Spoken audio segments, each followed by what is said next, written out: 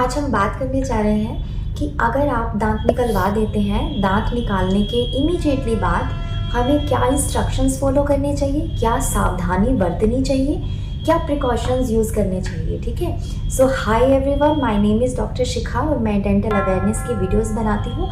अगर आपको मेरा चैनल अच्छा लगता है तो प्लीज़ इसको सब्सक्राइब कीजिए और लाइक और शेयर कीजिए अपने फैमिली और फ्रेंड्स के साथ। तो चलिए हम शुरू करते हैं कि आज हम बात करने जा रहे हैं कि दांत निकलवाने के बाद इमीडिएटली बाद हमें एक्चुअली क्या इंस्ट्रक्शंस फॉलो करने चाहिए। ठीक है। सबसे पहले तो जब हम दांत निकाल देते हैं तो डॉक्टर हमारे माउथ में प्रेशर डालने के लिए, वो ब्लीडिंग स्टॉप करने के लिए कॉटन रखते हैं, है ना। तो वो कॉटन आपको इमीडिएटली नहीं निकालना नहीं होता, आपने कम से कम आधा घंटा वेट करना है। आधे घंटे बाद आप वो कॉटन निकाल सकते हो। ठीक है। और अगर आपने एक्सट्रैक्शन करवाया है, उस एक्सट्रैक्शन की इमीडिएटली बाद आपने थूकना भी नहीं है। थूकना अगर थूक आ रहा है, सलाइवा ज़्यादा आ रहा है तो आपने वो अंदर लेना है। ठीक है। क्योंकि अगर आप बार बार थूकेंगे उससे भी आपकी ब्लीडिंग जल्दी स्टॉप नहीं होती है। ठीक है। तो ये वाला प्रिकॉशन भी आपको कम से कम 1 घंटे के लिए बरतना है। ठीक है। और इसके बाद हमें जो भी मेडिसिन प्रिस्क्राइब की है डॉक्टर ने, वो आपने प्रॉपर लेनी है। उसमें आपने गड़बड़ नहीं करनी है, कोई भी आपने मेडिसिन प्रॉपर लेनी है। ठीक है। इसके बाद आप घर जाके, जैसे आप सबको आई थिंक ये काफ़ी फेमस है प्रिकॉशन कि हमें आइसक्रीम खा लेनी चाहिए या फिर हमें जहाँ पे ज़ख्म हुआ है वहाँ पे बर्फ़ का टुकड़ा लगाना चाहिए। ठीक है। तो ये भी हम कर सकते हैं, इससे ज़ख्म की हीलिंग जल्दी होगी। या फिर इसके अलावा आप जो ठंडा खाना होता है, कोल्ड फूड आइटम्स, आप वो भी खा सकते हैं, है ना। तो ऐसा आप कम से कम 24 आवर्स तक कीजिए। और इसके अलावा अगर 5 से 7 दिन तक, मतलब 1 हफ्ते तक आपने क्या करना है, खाना या फिर चाय पानी ऐसा कुछ भी आपने गरम गरम नहीं खाना पीना है, आपने थोड़ा ठंडा करना है। ठंडा करके आप खा पी सकते हैं। ठीक है। अगर आपकी ब्लीडिंग स्टॉप नहीं होती है घर जाके, तो आपने इमीडिएटली अपने नियर बाय डेंटिस्ट को इन्फॉर्म ज़रूर करना है।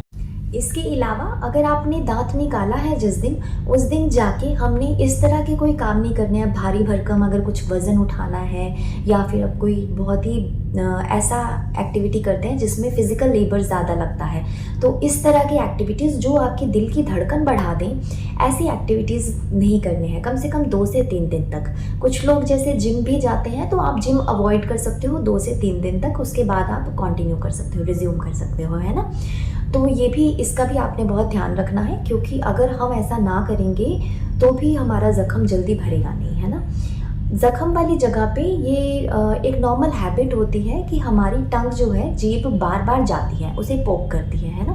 तो इसे भी हमें अवॉइड करना है, बार बार उसे पोक नहीं करना है, क्योंकि अगर हम ऐसा करते हैं तो क्या होगा, हमारा ज़ख्म जल्दी हील नहीं हो पाएगा, है ना। और अगर आपको जैसे एक्सट्रैक्शन करवा लिया, 4-5 डेज़ हो चुके हैं, हम मेडिसिन भी पूरी ले चुके हैं, लेकिन हमारा पेन ठीक नहीं होता है ना।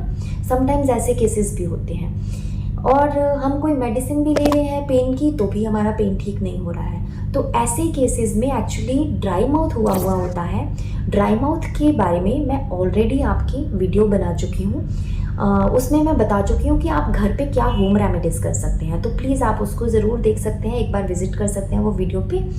बाकी अगर ज़्यादा अनकंट्रोलेबल पेन है, नहीं हो पा रहा है, तो आप नियर बाय डेंटिस्ट को ज़रूर इन्फॉर्म कीजिए, है ना। इस कंडीशन को हमने लाइटली नहीं लेना है। ठीक है। तो ये सारे हमारे पोस्ट ऑपरेटिव इंस्ट्रक्शंस हैं। यस, सॉरी, मैं एक बात बताना आपको भूल गई हूँ इसमें, कि हम फूड क्या खाएं, है ना। तो फूड आप क्या खाएं इसमें, अगर आपने दांत निकलवाया है तो आपने थोड़ा सॉफ्ट फूड खाना है। ठीक है। जो इजीली डाइजेस्टेबल है, क्योंकि हम दांतों से अच्छे से चबा नहीं पाएंगे ज़ख्म की वजह से, तो आपने सॉफ्ट फूड खाना है। ठीक है। और एक बहुत ही इम्पॉर्टेंट प्रिकॉशन है जिसके बारे में मैं बात करने जा रही हूँ, मैं ऑलमोस्ट अपनी हर वीडियो में इसके बारे में बताती हूँ, अपनी ओरल हाइजीन का ध्यान ज़रूर रखना है ना। हम कोई भी मील खा रहे हैं, स्पेशली हमने एक्सट्रैक्शन करवा दिया, उसके बाद आप थोड़ा बहुत मंचिंग कर रहे हो, स्नैक्स भी खा रहे हो, उसके बाद भी आपने मेडिकेटेड माउथ वॉशेज़ होते हैं, उससे अपने माउथ को क्लीन ज़रूर करना है। ठीक है। ताकि ज़ख्म जितना साफ़ रहेगा उतनी जल्दी ही वो हील करेगा। ठीक है, तो ओरल हाइजीन का ध्यान एक्चुअली रखना बहुत इंपॉर्टेंट होता है, स्पेशली अगर आप कोई डेंटल ट्रीटमेंट करवा रहे हैं, कोई भी डेंटल प्रोसीजर आप किसी डेंटिस्ट के पास करवा रहे हैं, तो आपको अपने ओरल हाइजीन का ध्यान और भी ज़्यादा रखना पड़ जाता है। ठीक है, तो ये था हमारा आज का वीडियो जो काफ़ी इन्फॉर्मेटिव है। तो अगर आपको ये पसंद आया तो आप प्लीज़ लाइक कीजिए और शेयर कीजिए अपने फैमिली और फ्रेंड्स के साथ, और सब्सक्राइब कीजिए मेरे चैनल को। Thank you so much for watching.